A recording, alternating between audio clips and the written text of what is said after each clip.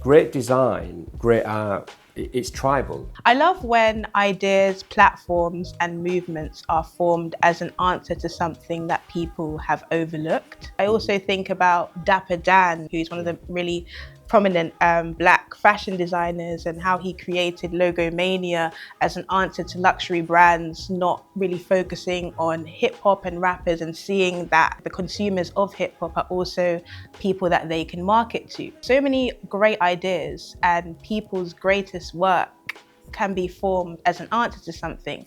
And that got me thinking about DixonBaxi's, and it got me thinking about how you and Apurva started your design agency. And I read that you actually came up with 2 lists of things that you will and won't do. Yeah, we did. And the things on those very lists. Simple people. Yeah. On the won't side, it was like, won't work for money. And then on the will side, money. yeah, won't work just for money. Definitely work we for definitely money. need the money.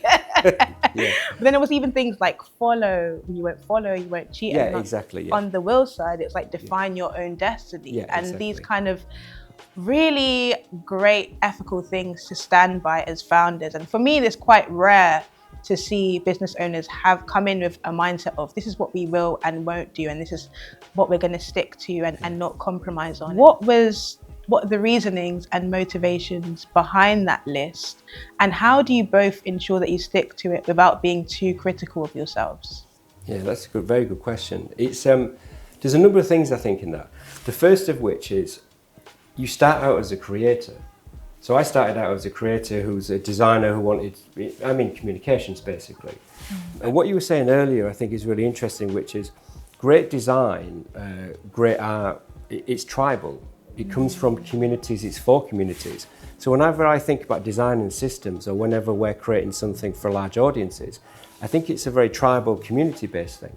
We design things for tens of hundreds of millions of people, sometimes billions of people, but they all care about something as a group of people as well as individuals.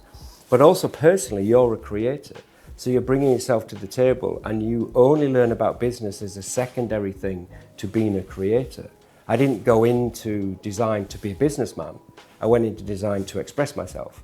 And I like the power of professional creativity to move people, connect people, speak to audiences that are underserved. And I think it's really important because the world is a really big place, and there's not enough celebration of difference. There's not enough celebration of the fact there's lots of different ways of expressing yourself and being. And music, fashion, and the tribes and the communities that come off that, they're all distinct.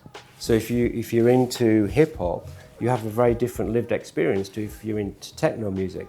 But the power of that for your life, what it means to you, how it defines you, how it defines your relationships, that's the same. So I think it speaks to a kind of deep creative truth where people want to be part of something, and it's a way of expressing yourself and reflecting yourself.